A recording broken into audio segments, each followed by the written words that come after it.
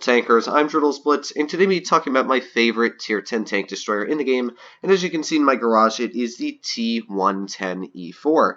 This is actually a pretty rare tank to find in the battlefield lately. Just a lot of people don't really care about it that much because the E100 just got its massive HP buff, where you'd think it would pretty much render this tank useless, as the E100 has more armor, it goes a very similar top speed, it's got just way better statistics, you're thinking, with all the hit points and the armor profile. But in my opinion, I still think the E4 is an excellent tank. It holds its ground on the battlefield. And really, I would not want to come up against one of these with a knowledgeable player because it's just such a tough tank to take out. Now, of course, the main reason why I love this tank is because it is a turreted tank destroyer, which means, unlike, let's say, a Foch, where when somebody's spotted right next to you, you have to turn your tank all the way around a corner to shoot them, where in this type of tank, you just pull out, snap them, and back up, and that's it. It's very simple. You don't have to worry about getting shot in the track wheel. Well, you still do get shot in the track wheel with this tank because it is American and it's got that really weak front track wheel. It's not the same where you're pulling out and you're tracked, you can't shoot the enemy, and you're just permanently tracked there if a 62A gets a hold of you or something like that. You don't have to worry about that kind of stuff in this tank because your gun's already around the corner when you're pulling out. The gun's actually very close to the front of the hull, as you can see, so you really don't have to worry that much when you're pulling around a corner. But the thing is it carries a massive gun, dealing 640 damage per shot. So you can be super aggressive in this tank, and it's not a very large target. The E100, the main issue I find with it is it just gets spotted, and it's this big, slow, lumbering heavy, and you're crawling your way across the map as everybody is shooting at you constantly. It's very easy to take it out. Sheridan's pretty much turned the thing into a piece of cake. This tank is really tough to get shots on. While it does have that cupola on the top of it, it's really a tough vehicle. No. Alright, let's see if we can just tap that now. Alright, we're just going to get out of here. But you can see it's got armor. It actually does bounce quite a bit of shells. It's sort of like you grab an E5 and you give it a massive gun. And that's how I run the tank. I run it like a heavy tank. I would push this tank exactly where I'd push an E100, but you've got the amazing penetration of 200, and I think 90 it is without calibrated. I run calibrated, so it's at 310 millimeters, which means that really nothing is going to bounce your shots, and that's something that's really nice. As well, it's got amazing high explosive penetration at 99 millimeters, which is going to turn anything you're aiming at into Swiss cheese if you do hit it with HE. Speaking of HE, there you go, 1,020 damage off of that Foch. So HE is just a devastating thing, and you really don't have to spend that much time aiming with this tank. We got a grill over here. Maybe we'll be able to snap a shot into him. There you go, another HE. We are racking out the damage on the HE, but you can see the gun is always aimed in. Because it is a turreted tank destroyer, you don't have bad dispersion values because it's just always aimed in when you're moving, anything like that. It's something that's very simple, very nice. Let's see if we can just overmatch the turret there on the Chieftain. Another 800 roll. You can see it's just a very hefty tank, and it hits really hard when it does. And while it may not have 2,500 hit points or any massive number of hit points, what it does have is a big gun. And when you're trading 640 damage for 400, half the time you're going to come out on top overall in the damage spectre just because it does hit so hard. Now, I'm not sure why this 202 keeps going in front of me, but let's just tap this guy right in the back. You can see the gun is so powerful. I really don't worry when I'm getting shot at. We've picked up 4,200 damage this game. Really not a crazy amount of effort to do this amount of damage. There you go. Armor is doing its trick. Snap this guy. It's just really a nasty tank to come up against. And the thing I find funny is that you barely find this tank in the games. Nobody I see ever plays this vehicle. And it's the weirdest thing because it's a great tank. I honestly would hate to go up against one of these. It does a crazy amount of damage. It's got the penetration. It's got decent mobility. While it is very similar in top speed to the E100, it only goes 5 kilometers per hour faster, it does have a way better power-to-weight ratio, which means you're going to be getting into position a lot quicker.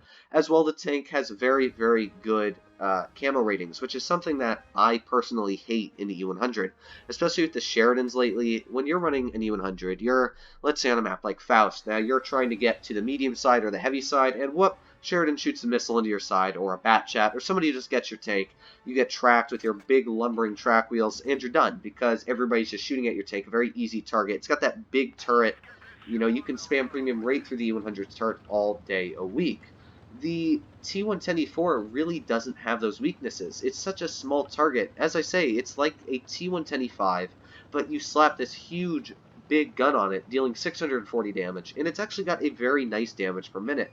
I think it's sitting at, what, 2700, 2800 damage per minute, which is a very, very nice amount. Means you're able to contest other heavy tanks and actually out damage per minute them, which is something that's really nice to be able to do. And we got this 30B over here. I don't know if I'm able to get an HE into him. Let's try it. There you go, 816. You can see the HE on this tank is just absolutely devastating if you can get a connecting shot. Here we go, we got a 183, come on.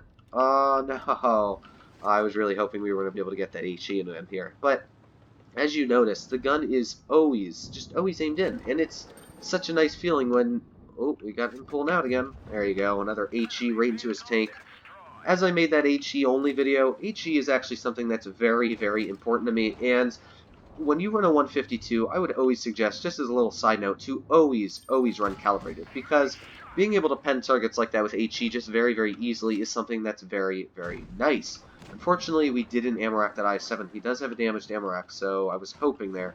But again, look how easy this gun just aims in like a breeze, snapping enemies. It's just something that's really, really nice. And unlike a normal tank destroyer, where I'd be sort of like this, and I'd have to pull out and turn my tank like this, you don't have to deal with that in a vehicle like this. It's just always aimed in, and that's something that it's just sort of like a luxury that you don't have to deal with anymore on, come on. I thought that HE would finish that guy off, but again, we've already picked up 3,000 damage here. Really not a lot of effort required to do that, and I don't even care if I get hit by now, because I hit so hard, we've already destroyed the enemy team. It's just really a nasty tank to fight. Now, of course, as I said at the beginning of this video, a lot of you guys will have your own opinions on what your favorite tank destroyer is.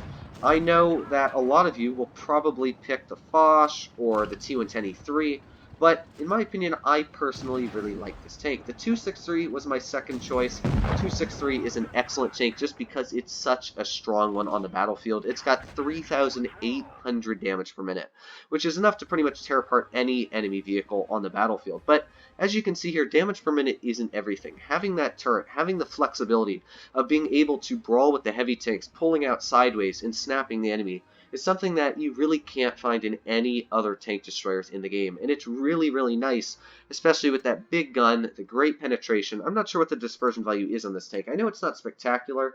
0.301 is actually really, really good. I take that back. For the size of this gun, 0.301 means that if you're 200 meters away, you're really not going to have to worry about missing shots. I will say it does have that weird American accuracy type thing where when you're aiming at enemy vehicles, it just sometimes dips into their tracks or like hits their spaced armor, and while 390 millimeters of APCR pen should easily go clean through the tracks, it just dips into them and goes into the void of death and never resurfaces again. So the shells from American tanks for some reason do that. I'm not sure why it is, but this tank is accustomed to that. But if you wait, you take your time, you let your shots aim in, you can get some really beautiful shots, and they really do hurt. You saw there we got some really nice HEs. I didn't have to slowly turn my tank and then snap the enemy and then back up behind a corner. You saw when I was up on that bridge on New Bay, it's just so flexible. You're able to aim at different people, bounce your shots with the turret. It's just such a flexible tank. You really don't have to worry about being flanked in it. Now, I will say, if people get to the rear of you, it is very, very easy to take this tank out. Not only because that rear radiator grille you can see is only about 50 millimeters thick, but as well because the turret only turns 90 degrees to the right and 90 degrees to the left. What that means is that if somebody gets behind you and then your turret's facing this way and they come over here, well, you're going to have a lot of trouble trying to turn your turret all the way back around just to get a shot on them. So that's one big issue I do find with this tank, is if people do get behind you, you're pretty much done for unless you can wedge them off of a little crease or a corner or something like that. So as always, make sure you're paying attention on the minimap if you run a vehicle like this. You don't want to think because you have a turret you're pretty much invincible from being flanked, and that's one advantage. While that is true from the front, as soon as people get to the rear of you, it is very, very easy to flank. But I just wanted to do some nice live gameplay for you guys, help maybe convince some of you that it is actually an extremely strong tank to run. It doesn't require a crazy amount of skill. The only thing you really have to do is make sure that you don't get hit in that cupola up there. What I do is I actually point the gun upwards. I can't really show you now, but if you actually aim the gun up when somebody's aiming at you, just aim the gun up and cover your cupola, sort of wedge it into the enemy's face, it's very, very hard to hit it. So that's one of the tricks I do to make people bounce shots on the cupola. But I hope you guys did like this video. As always, make sure to subscribe if you did. Hit that like button down below. As well, if you didn't like it, make sure to hit that dislike button. Let me know why in the comments down below. And just as a quick little side note, a couple of you guys on the last video I said, I'm not sure how many people, but some of you guys thought because I sort of said I like these crates, and the other video where I sort of said I like the Sheridan, after I complained about crates and the Sheridans like that before, Wargaming has not told me to do anything. They told me to continue making content the way I do it. They like it like that because I'm still supporting the game. When I make content on the game, if I make a tank preview on the T-5042 and I say it absolutely sucks, I'm still telling people about the tank, and some people will obviously like that vehicle even if I say don't go for it. A lot of people like the VK-168. So I will continue to do my rants. I will continue to do all of my normal videos, but I just really like those crates the way they were in the game, how you can get other tanks out of them. So I just want to let you guys know if I did disappoint any of you and you thought I was just sort of like being nice to Wargaming, it is not anything like that. But other than that, guys, I hope you did like this video. I'll see you in the next one. I hope you're all doing happy and healthy out there.